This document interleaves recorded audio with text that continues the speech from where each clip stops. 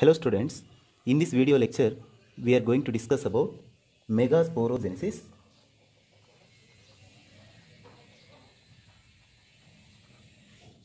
and megagametogenesis.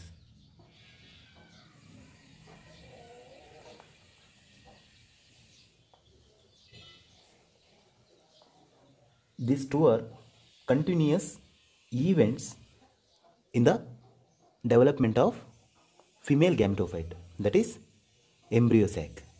Okay, megasporogenesis followed by megagametogenesis. These two are continuous events. That's why we are discussing these two events at one place. Okay, first of all we will see what is megasporogenesis. After that we will see megagametogenesis.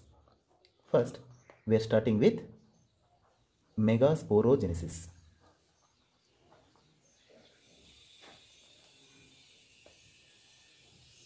The word megasporogenesis consists two words. One is megaspore, another one is genesis. The word genesis means origin. Okay, it means the origin of megaspores is known as megasporogenesis. Origin of megaspores is known as megasporogenesis. Okay, this is the meaning of megasporogenesis. Okay, next, what is megaspore? That also we have to understand. What is megaspore?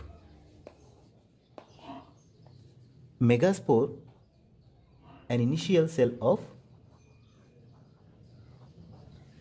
female gametophyte.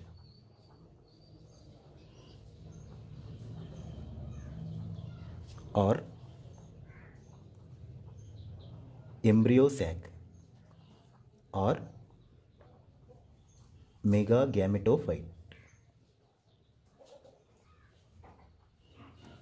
These three are same. Okay, female gametophyte or embryo sac or megagametophite, all are same. Okay, megaspore, it is a haploid cell which is formed from meiotic division of a diploid cell, that is megaspore mother cell.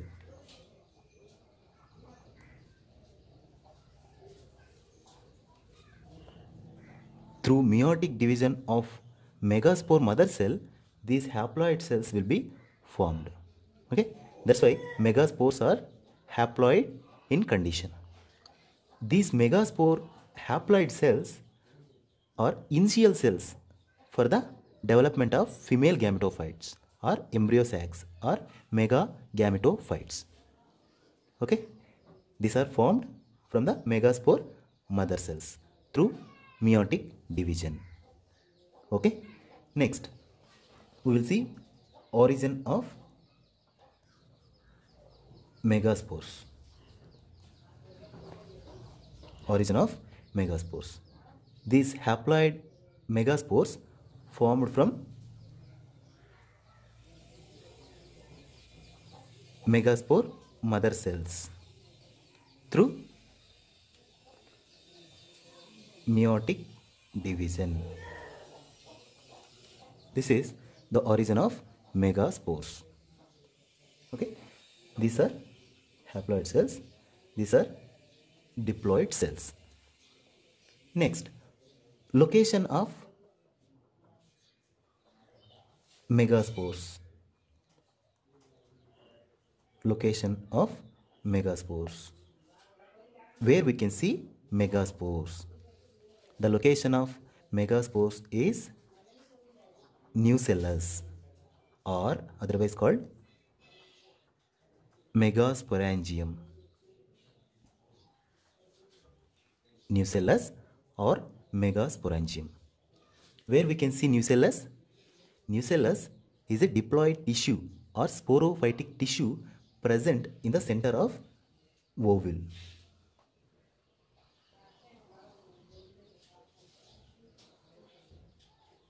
This is ovule I am drawing.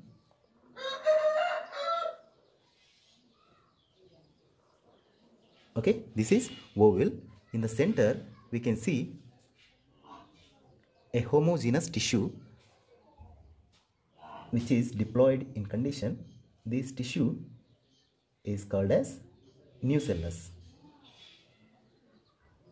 This nucellus, otherwise called as megasporangium.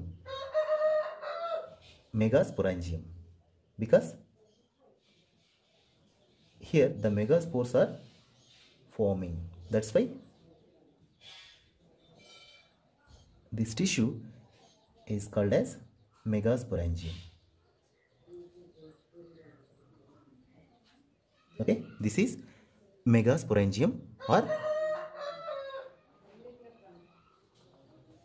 nucellus. Okay, these are integuments. This is chalaza region. This is funicle. This is micropyle. This is hilum. This is the structure of typical ovule. Here in the megasporangium, these megaspores are formed through meiotic division of megaspore mother cell. That we will see little bit later. Now this is the place or location where the megaspores will be formed. Okay. Next we will see development of megaspores.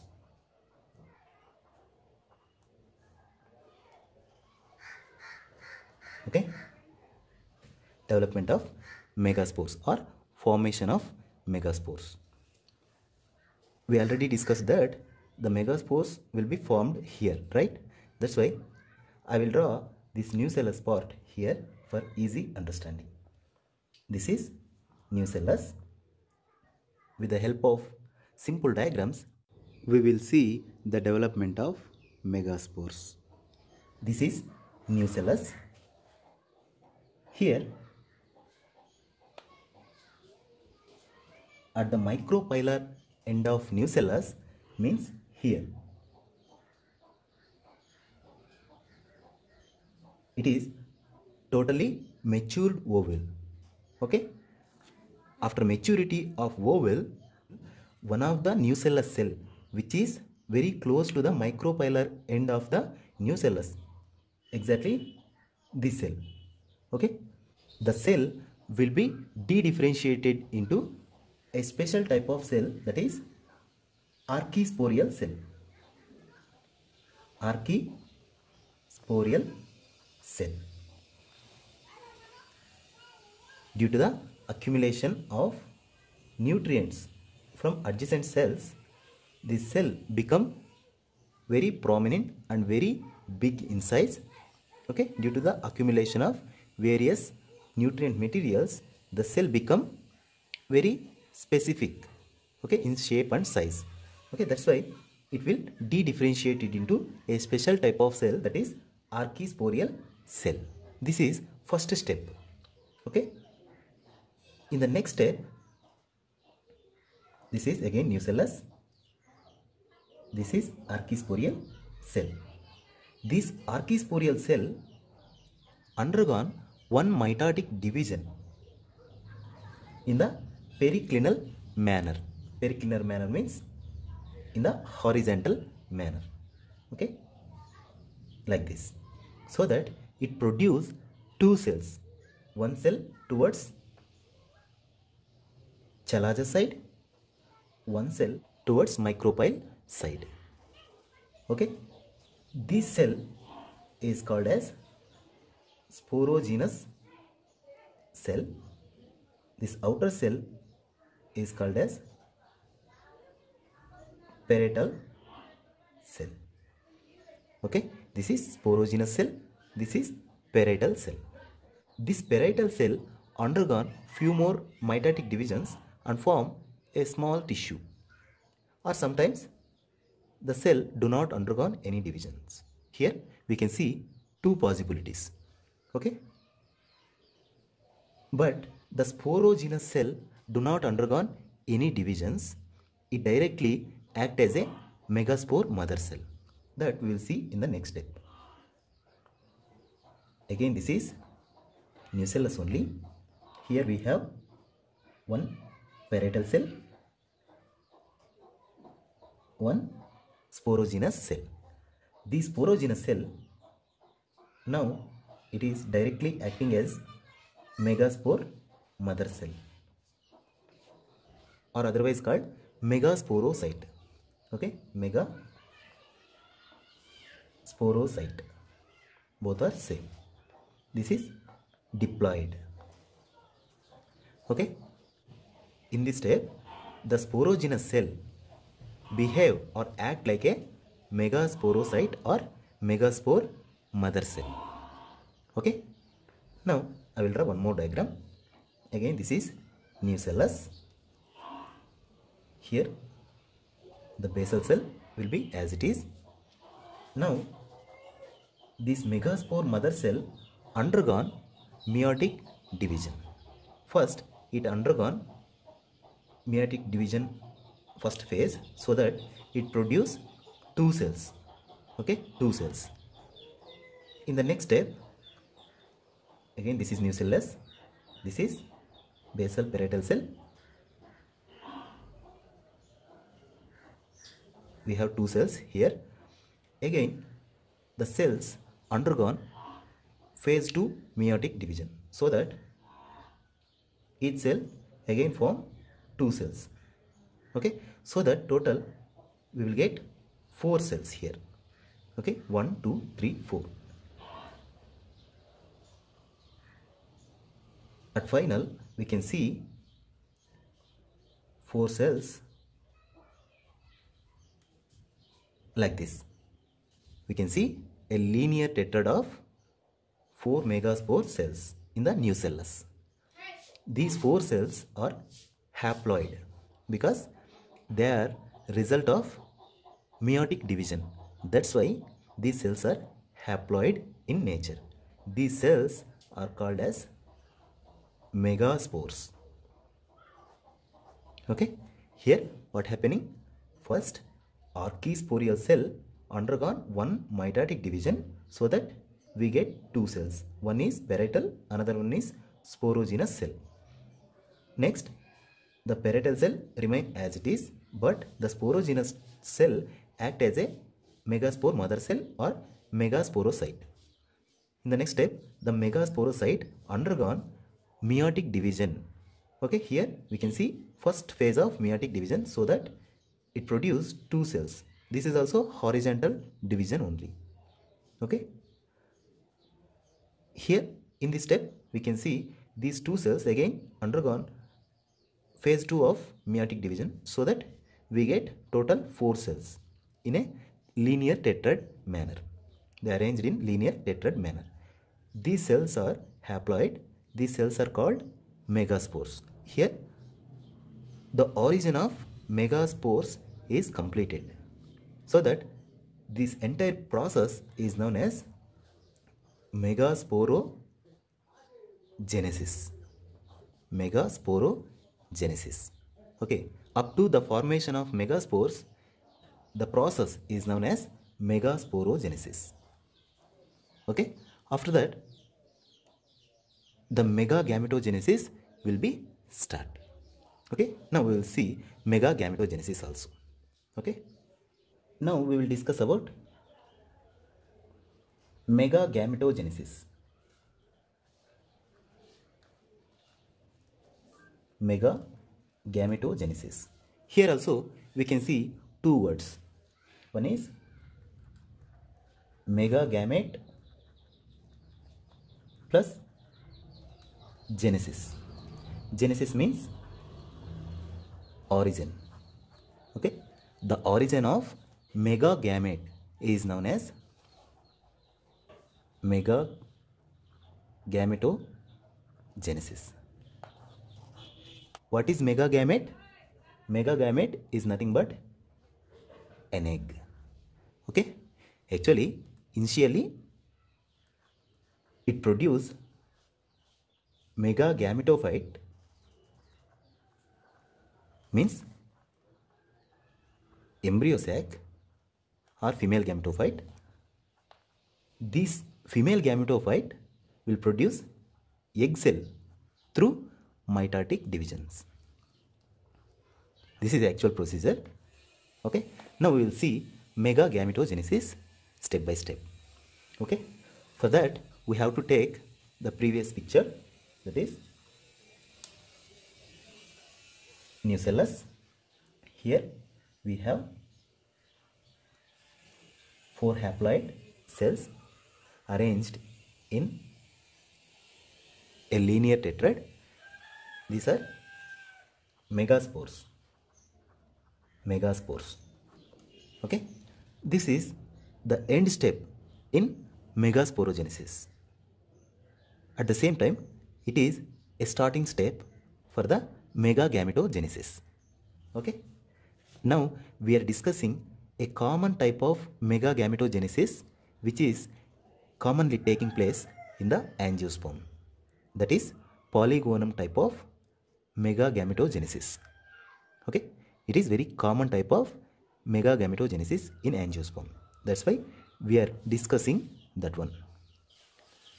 Okay, at the initial step we have 4 haploid megaspores in the nucellus, right?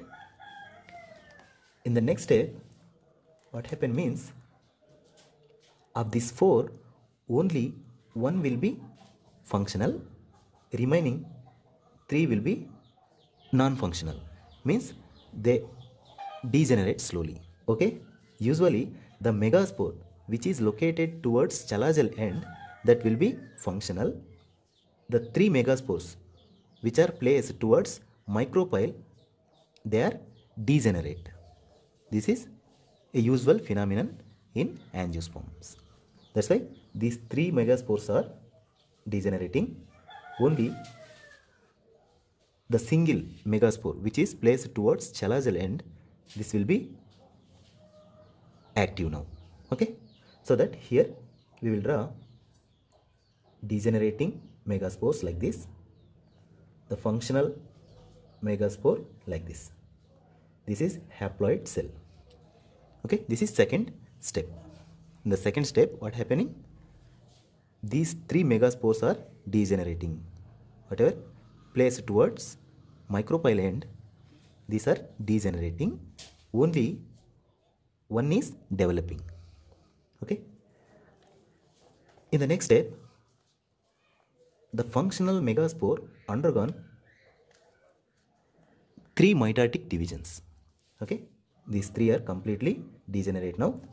Now the functional megaspore undergoing mitotic divisions. First mitotic division, here the megaspore cell undergone 1 mitotic division. And one more important thing, here the mitotic divisions are free nuclear divisions, means only nuclei only dividing, the cytoplasm not dividing here. That's why it is a free nuclear division. Here the first mitotic division completed, so that we have 2 nuclei inside megaspore cell. Okay, of these 2 nuclei, one will move towards chalazal pole, one will move towards micropylar pole. Okay, here it is one, here it is another one. In the next step, the megaspore increased in size. Okay, the nuclei again undergone 1 more mitotic division, that is second mitotic division, so that we can see 2 nuclei at each pole. Total we have 4, 2 arranged towards chalazal region, 2 are arranged in micropylar region. Next, again this is nucellus. Here it is megaspore cell.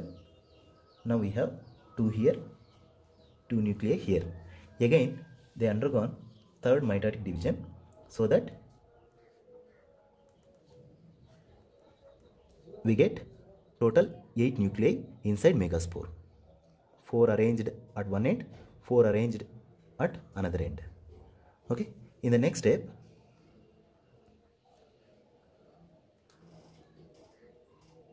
of these 4, one will move towards center. Here also, of these 4, one will move towards center, so that we can see 3 nuclei at one end, 3 nuclei at another end, 2 nuclei at center. Okay. Next, in the next step,